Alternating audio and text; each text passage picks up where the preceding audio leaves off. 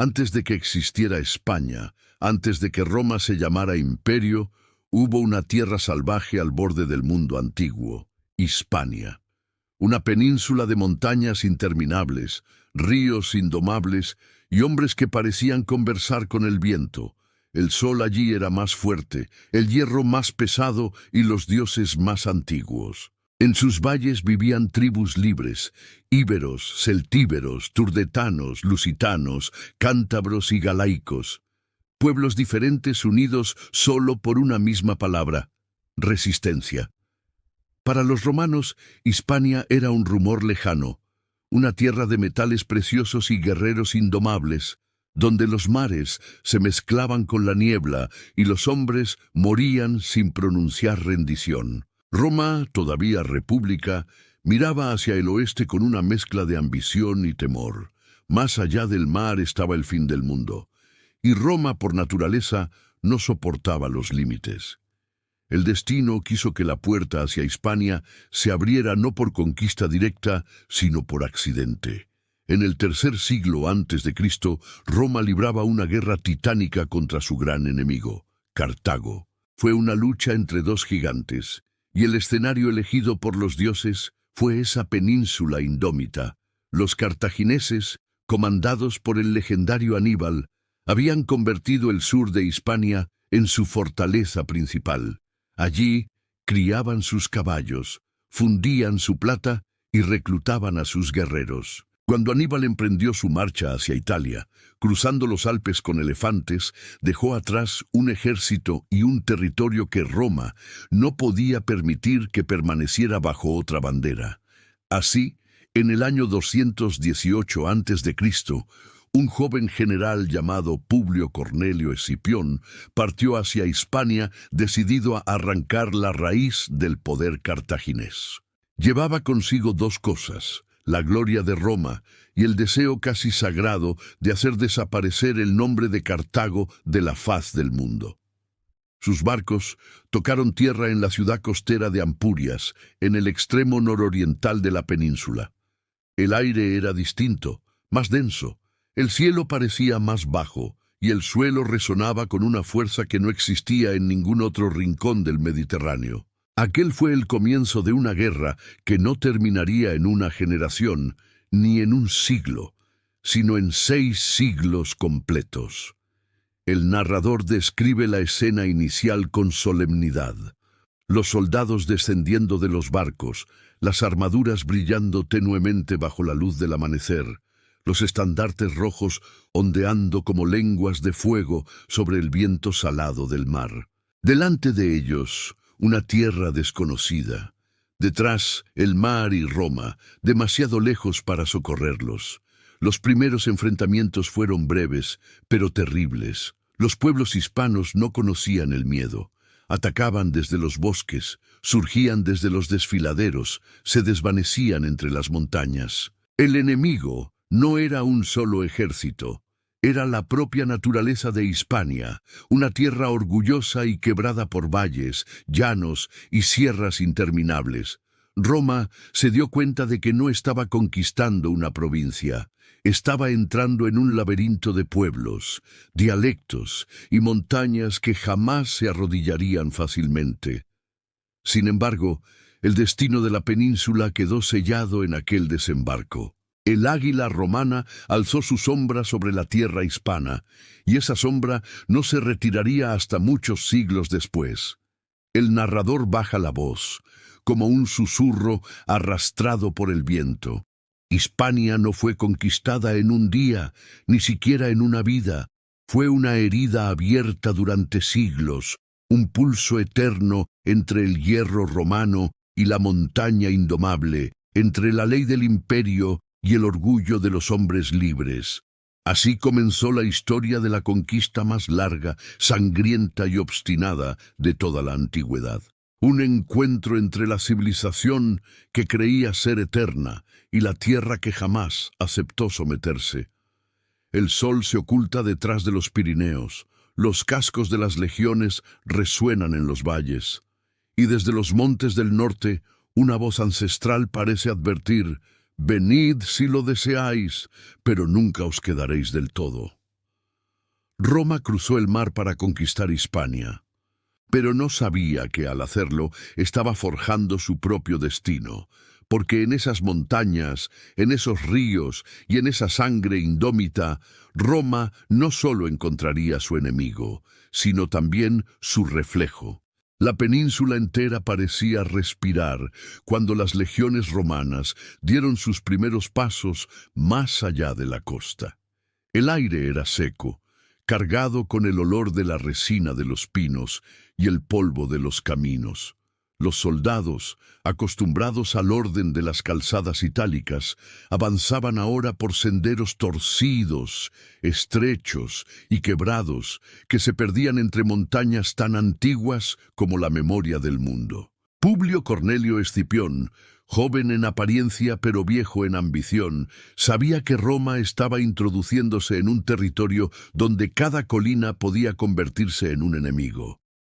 Las ciudades íberas de la costa recibieron a los romanos con cautela, algunas con alianzas obligadas, otras con silencio. Pero el verdadero desafío no estaba en las llanuras, sino en el interior, un mundo abrupto, partido por sierras interminables donde vivían los pueblos celtíberos, hijos de la montaña y del hierro. El narrador describe el primer ascenso hacia el centro de la península. Los cascos de los caballos resbalaban en la tierra quebrada. Las sandalias de los legionarios se hundían en la gravilla áspera y el viento soplaba con una fuerza que parecía querer expulsarlos de aquella tierra. En los riscos, sombras se movían.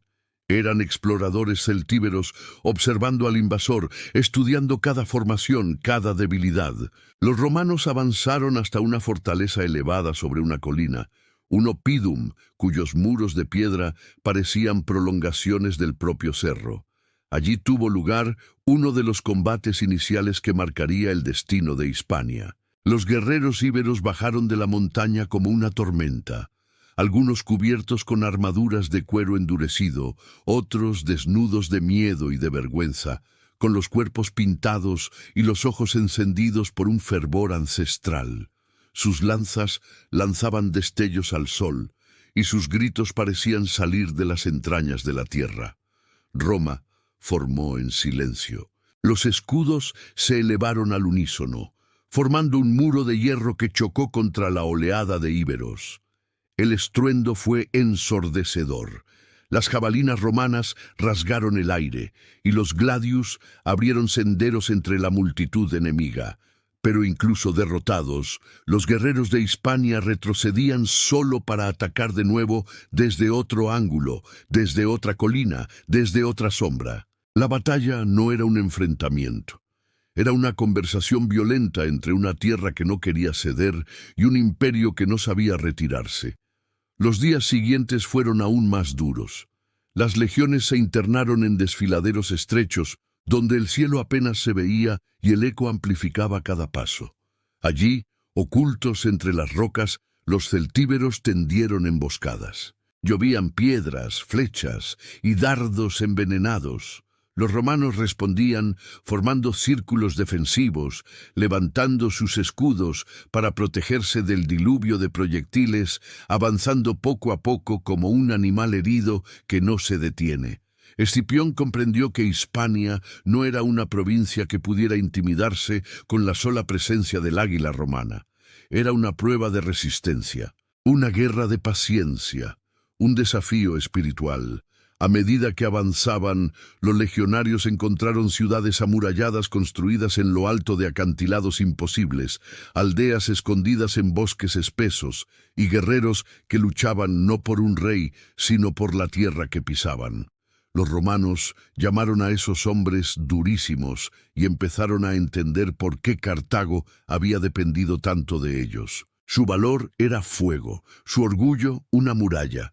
Las legiones tomaban un oppidum, pero los guerreros reaparecían en otro. Tomaban un valle y los enemigos les atacaban desde la sierra. Hispania era una hidra de montañas. Cortabas una cabeza y surgían otras tres.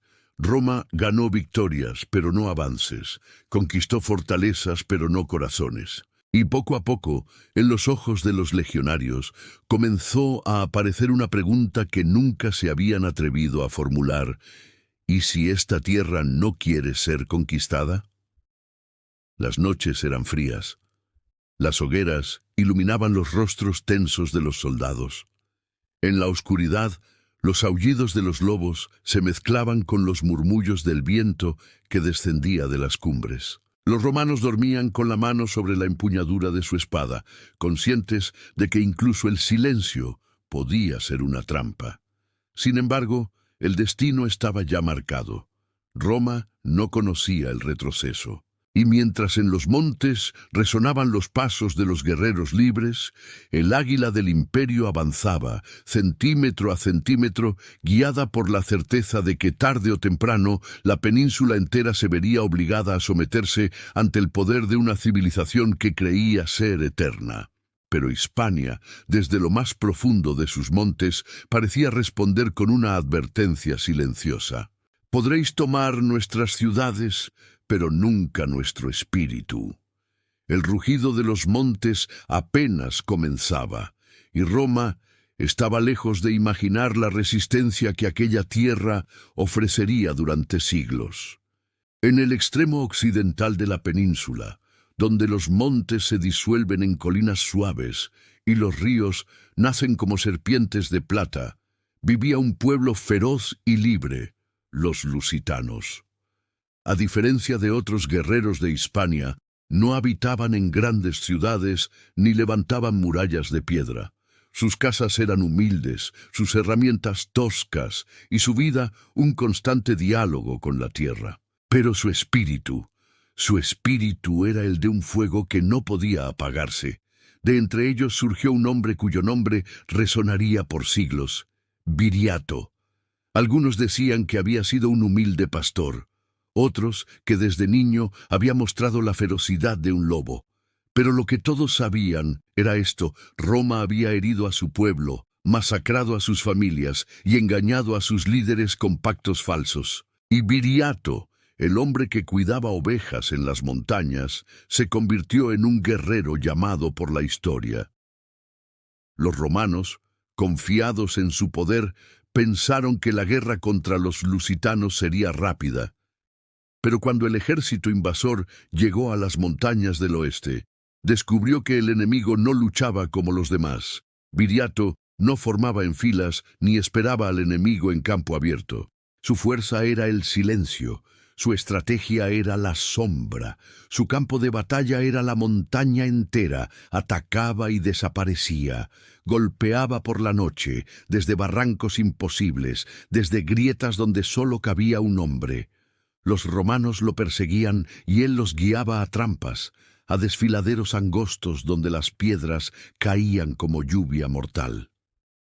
Cada encuentro dejaba al imperio confundido, desangrado y humillado.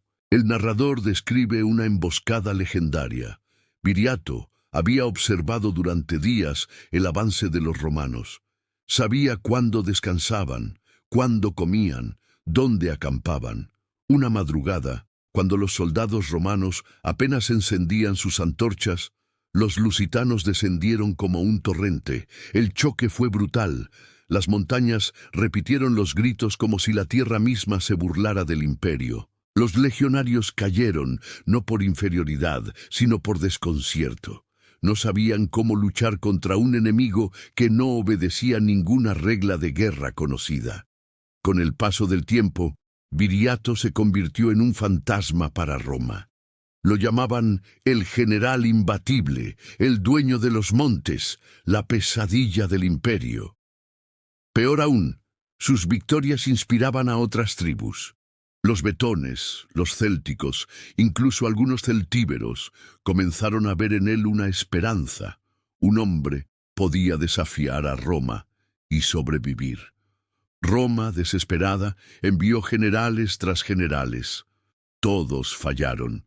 El Senado comenzó a pronunciar su nombre con temor, como si evocarlo atrajera la vergüenza.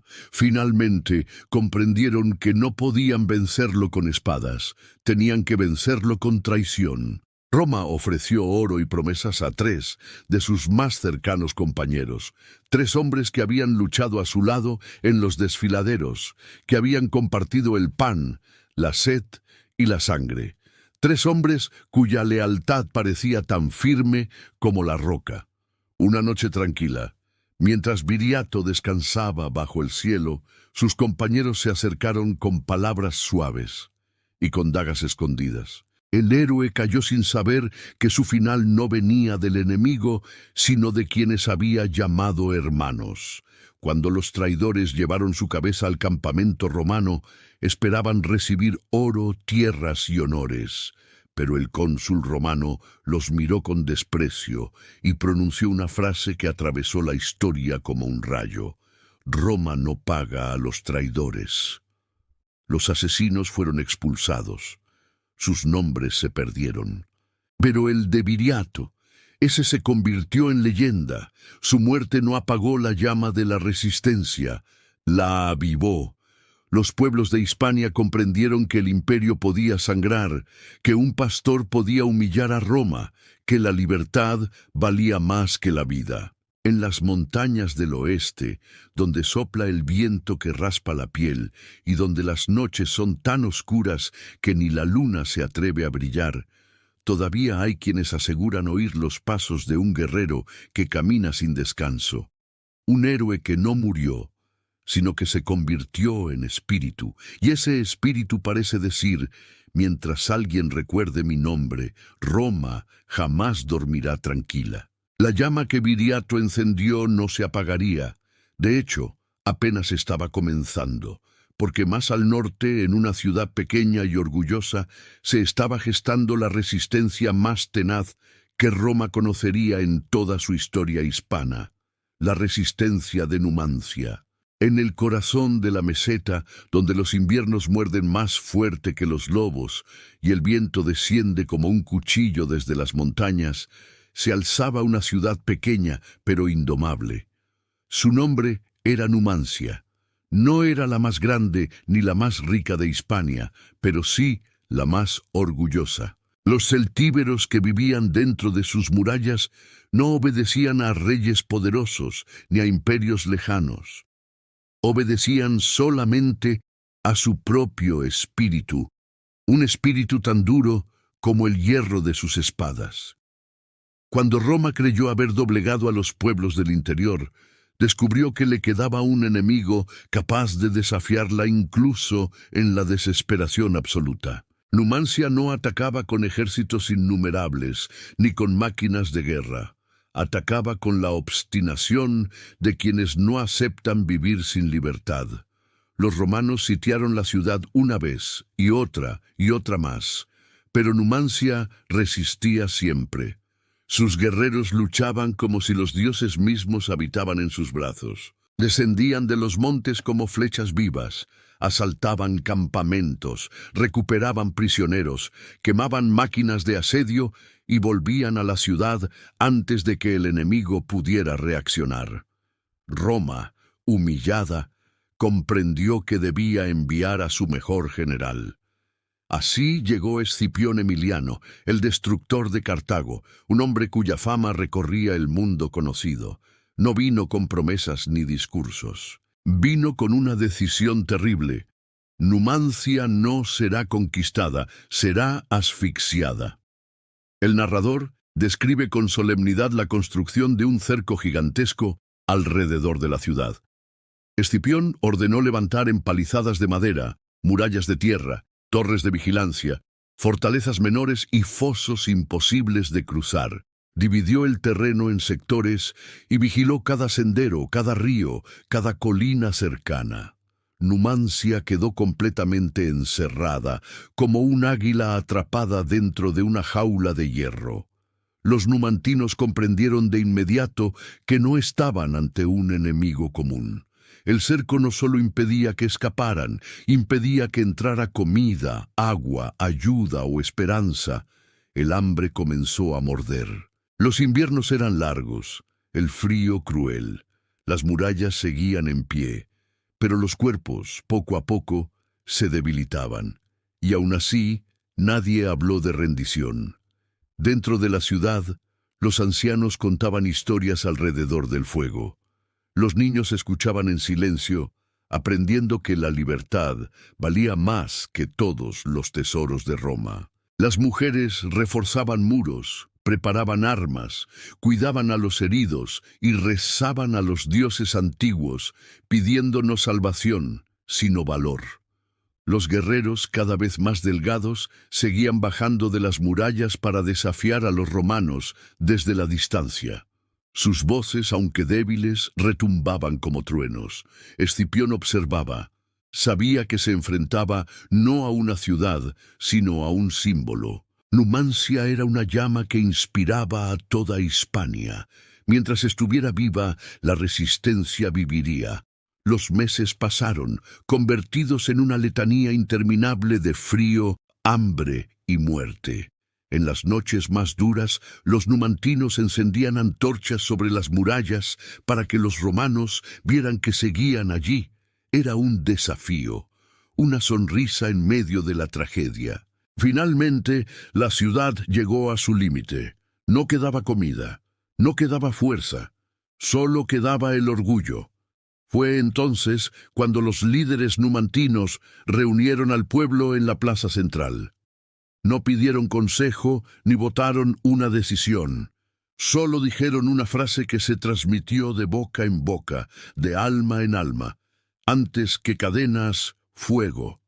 Esa noche, Numancia ardió. Las llamas se elevaron al cielo como un grito de libertad que desafiaba incluso a los dioses. Hombres, mujeres y niños se reunieron en torno a la gran hoguera, sabiendo que su muerte sería su victoria. Cuando los romanos entraron por la mañana, no encontraron prisioneros, no encontraron rebeldes, encontraron solamente cenizas. El narrador baja el tono con un susurro casi sagrado. Numancia no fue conquistada, Numancia eligió desaparecer antes que arrodillarse. El nombre de la ciudad se convirtió en un juramento para generaciones futuras, un recordatorio de que la libertad puede ser más fuerte que el hambre, más fuerte que el hierro, más fuerte incluso que Roma. La llama de Viriato había encendido el espíritu de Hispania. Numancia lo había llevado al extremo. Y Roma, pese a su victoria silenciosa, comprendió algo que nunca quiso admitir. Había derrotado un pueblo, pero jamás podría derrotar su memoria. Cuando Numancia cayó en llamas y su espíritu se elevó al cielo como un desafío eterno, Roma creyó que al fin la península estaba doblegada. Pero Hispania no era una sola ciudad ni un solo pueblo. Era una constelación de tribus, montes, ríos y voluntades que tardarían generaciones en aceptar la sombra del águila romana. Durante años, los focos de resistencia surgieron y desaparecieron como brasas que el viento no lograba apagar del todo. En el norte, los cántabros y los astures emboscaban caravanas. En el oeste, los lusitanos seguían defendiendo sus montes sagrados. En el este, los íberos aún disputaban cada valle, pero el paso del tiempo es como el agua que gota a gota erosiona la roca más dura. Roma construyó caminos donde antes solo había senderos de cabras. Fortificó ciudades, levantó murallas, acuñó monedas, fundó puentes que unían riberas que jamás habían sido unidas. Allí donde los celtíberos veían montañas, Roma veía rutas. Donde los turdetanos veían campos, Roma veía ciudades. Y donde los lusitanos veían libertad salvaje, Roma veía la oportunidad de crear un nuevo mundo. Fue así como Hispania empezó a transformarse. El narrador describe la llegada de los arquitectos romanos, con sus tablas de madera, sus escuadras y sus manos manchadas de cal. Donde antes había chozas de barro, comenzaron a levantarse foros con columnas blancas. Donde habían ardido campamentos, se abrieron teatros semicirculares. Donde el silencio dominaba los valles, aparecieron acueductos que llevaban el agua como si fueran venas de piedra, latiendo bajo el sol. Ciudades como Tarraco, Córdoba, Caesar Augusta, Emérita Augusta e Itálica comenzaron a brillar con una luz que nunca antes se había visto en la península. Surgieron baños públicos donde el agua caliente calmaba el frío de los guerreros. Surgieron mercados donde se mezclaban los dialectos hispanos con el latín. Las villas agrícolas extendieron el cultivo del olivo y la vid, y poco a poco la tierra misma empezó a hablar un idioma distinto. Los hijos de los pueblos vencidos comenzaron a vestir túnicas romanas. Aprendieron las leyes del imperio, sus ritos, su disciplina y su sentido del honor. Muchos ingresaron en las legiones y marcharon a otras regiones del mundo, llevando consigo un orgullo nuevo. Eran hispanoromanos. La península cambió, pero no por imposición absoluta. Cambió porque supo absorber, transformar y devolver. Roma dio su estructura. Hispania dio su alma. El latín se mezcló con las lenguas locales como el agua del río se mezcla con el mar. De ese encuentro nació un lenguaje distinto, suave en algunas regiones, áspero en otras, que siglos después se convertiría en uno de los idiomas más hablados del planeta, el español.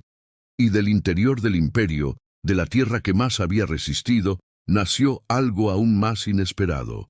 Hispania dio a Roma algunos de sus líderes más grandes. En las riberas del antiguo Betis nació Marco Ulpio Trajano, uno de los emperadores más respetados de la historia. Tras él emergió Publio Helio Adriano, defensor del arte, la belleza y la arquitectura. Y tiempo después, Teodosio, el último gobernante de un imperio unido. El narrador baja la voz. De los pueblos que Roma intentó someter por la fuerza, surgieron los hombres que gobernarían a Roma por sabiduría. La ironía del destino estaba sellada. La tierra que se había rebelado, incendiado y desangrado durante siglos, terminó convirtiéndose en el corazón mismo del imperio. Los descendientes de los guerreros que un día habían atacado campamentos romanos, ahora caminaban por el foro de la capital, tomaban decisiones en el Senado y dirigían ejércitos en nombre de Roma. Y aún así, bajo los mosaicos brillantes, los foros de mármol y los teatros resonantes, la esencia de Hispania seguía allí, indómita, dura, visceral, eterna. Una esencia que esperaba su momento, porque todo imperio, incluso el más grande, encuentra un final, y cuando Roma comenzó a tambalearse, Hispania no cayó con ella. Simplemente se transformó una vez más. La península había sido conquistada, romanizada y finalmente convertida en columna del imperio. Pero su espíritu original, aquel que había resistido en los montes, en las aldeas y en los corazones, nunca murió. Solo se quedó en silencio, esperando, y en ese silencio comenzó a gestarse el mundo que vendría después de Roma. Las ciudades brillantes que habían nacido en Hispania seguían levantando sus columnas hacia el cielo, pero en el resto del imperio las fronteras temblaban, los enemigos crecían, y los viejos dioses ya no escuchaban las plegarias con la misma atención. Sin embargo, en la península la vida continuaba como si Roma fuese eterna. Los acueductos seguían llevando agua pura desde los montes hasta los foros. Los teatros resonaban con voces que declamaban historias de héroes y tragedias. Los caminos cruzaban la tierra como venas de piedra vivas. Y los habitantes, descendientes de celtíberos, íberos y romanos, caminaban orgullosos bajo una identidad que ya no era ni una ni otra. Eran hispanoromanos, hijos de dos mundos. Pero el imperio, lejos de allí, comenzaba a quebrarse. Llegaron oleadas de pueblos del norte presionando las fronteras. Las legiones, antes invencibles, ya no eran suficientes para mantener la paz. Las ciudades de Italia ardían, los emperadores caían, las alianzas se rompían. Roma, aquella que había dominado continentes, empezaba a desmoronarse como una estatua antigua agrietada por los siglos. Y entonces ocurrió lo inevitable. Las órdenes que llegaban desde la capital detuvieron su flujo. Los gobernadores dejaron de escribir. Las legiones fueron llamadas de vuelta una tras otra, cruzando los Pirineos en silencio, dejando atrás fortalezas vacías y caminos sin custodios. La península quedó sola, sin la voz de un imperio que durante tanto tiempo había marcado su destino. Pero Hispania no cayó en el caos. Algo más profundo ocurrió. La tierra que un día había sido conquistada comenzó a mostrar cuánto de Roma había sembrado en ella. Las ciudades siguieron funcionando, los ciudadanos siguieron respetando las leyes romanas, los puentes, los teatros, los foros, todo siguió en pie. Y el latín, aquel idioma que había llegado como lengua de conquista, ya corría por las venas del pueblo como sangre propia. Era imposible arrancarlo. Se había convertido en parte del alma de la península. Así, mientras el imperio se extinguía en el resto del mundo, en Hispania permanecía vivo como una luz eterna, como una llama que se negaba a apagarse. Los siglos pasarían, vendrían reinos nuevos, invasiones, guerras, imperios distintos, pero bajo cada capa de historia permanecería intacto el legado romano. El narrador habla con voz profunda.